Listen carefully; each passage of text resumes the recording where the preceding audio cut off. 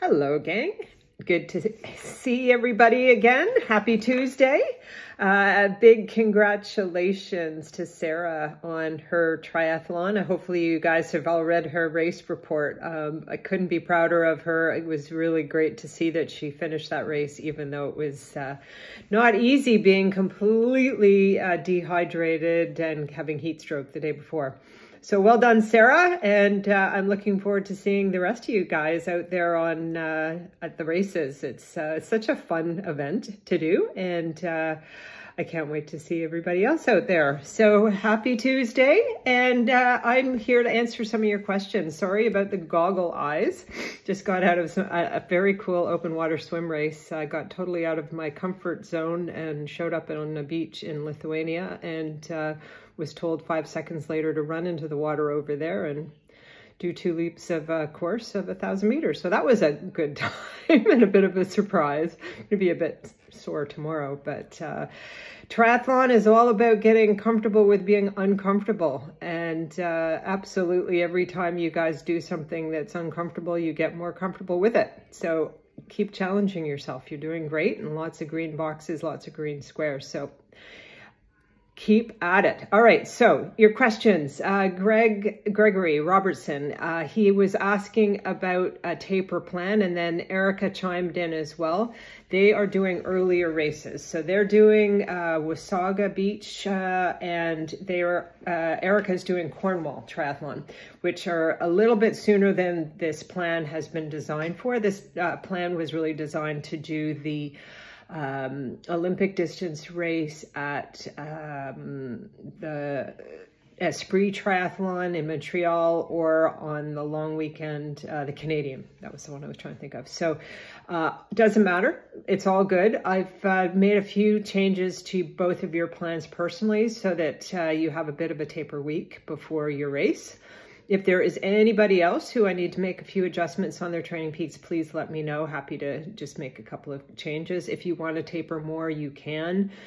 Tapering is really personal. So depending on the length of the race, the priority of the race, if it's your A race, your B race, your C race, you taper more depending on the race. We haven't geared up that much before those 2 races, so I'm not too concerned. But if you want to taper back some more, just cut back on a little bit more distance if you're not comfortable with the distances that are planned in the 2 weeks going into your races.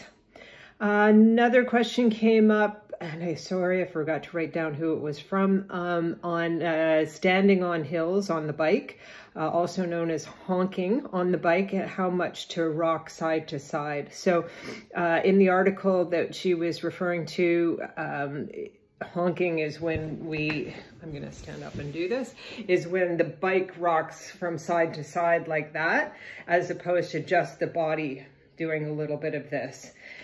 If we rock the bike side to side, then what's happening is you're blocking the wind this way, you're blocking the wind that way, and it takes a lot of energy. So yes, you do a little bit of a movement from side to side, but not so much.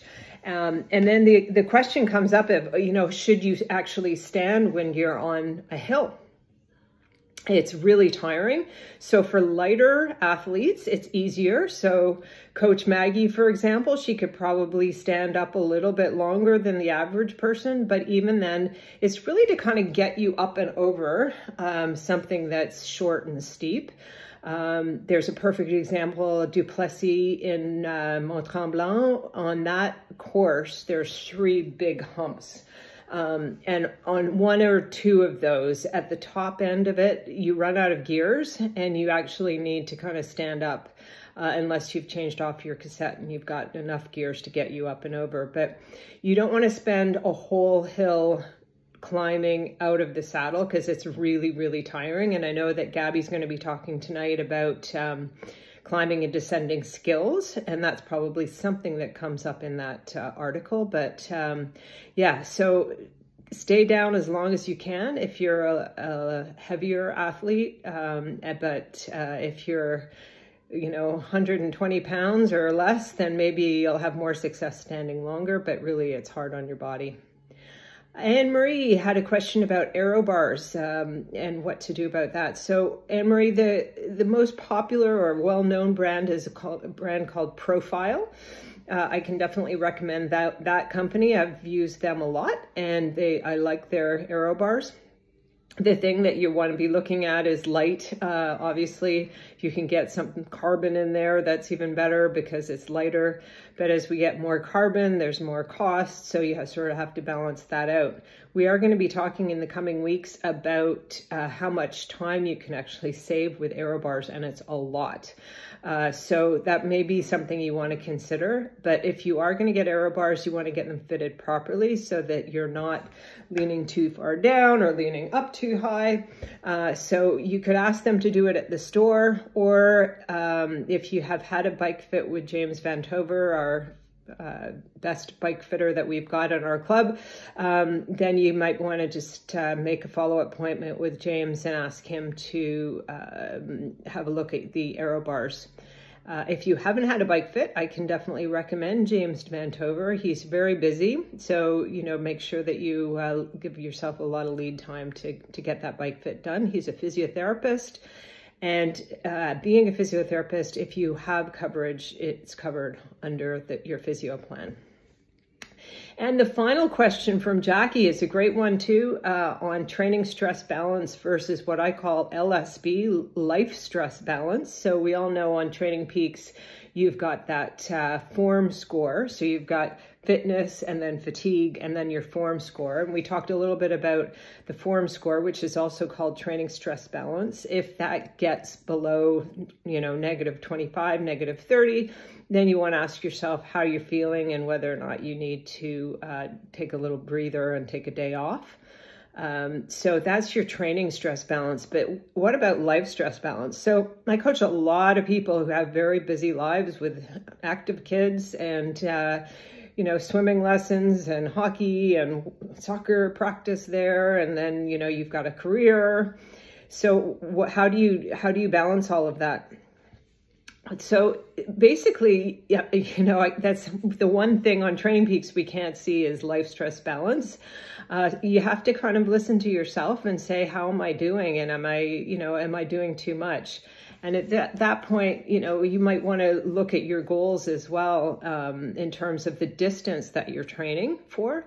So, I've had lots of people come to me and say, oh, I want to do an Ironman. In our first meeting, we say, okay, well, where are you going to find the time to do your Ironman? You have to do this long bike and this long run on Saturday and Sunday. Can you leave your family for, 8 hours over the weekend? And if the answer is no, then you probably are not training for the right distance. And that's okay, because your time will come when the kids are grown up and you've got more time. But if your kids are little and you want to stick with a sprint distance, it's a great distance. I did it for many, many years. Absolutely love it. Love the challenge and the speed. There's nothing wrong with staying at the sprint distance. Olympic distance is manageable too with young kids. But as you get into the half Iron and Ironman distances, you really have to ask yourself, is this, something that you have time for? And it's not, it doesn't measure you as a person. It measures you as somebody who's being realistic with their life. And I've had many people coming to me that, say, oh, I can't get my training in. I think I'm going to quit my job. And I'm like, no, you can't quit your job, buddy. Like, this is just for fun. Or, I think I got to leave my wife. No, don't leave your wife either. Just think about, what are your priorities in your life? Triathlon is a healthy lifestyle sport. It's fantastic because it gives you that balance between the swimming, the biking, the running, the strength training, healthy nutrition. It doesn't need to be about, stressing your body so much that you can't get it all in. So Jackie, really look at how you're doing every week. I know you've got a busy life with busy kids. And if you feel like you need a drop week, take it, or just cut back on the time that you're actually training. I know you're an early bird for doing the training. You like to get up early before the kids are up. That's awesome. Talk with your family and your husband and see, where you can strike a balance, because there is an importance of doing all of this, but there's also the importance of striking the balance. And being a good role model with your kids, which is fantastic. So I'm going to love you all and leave you there, and see you again next week. Have a great week. Keep up the awesome training, and we'll see you again. Keep those questions coming. Take care. Bye.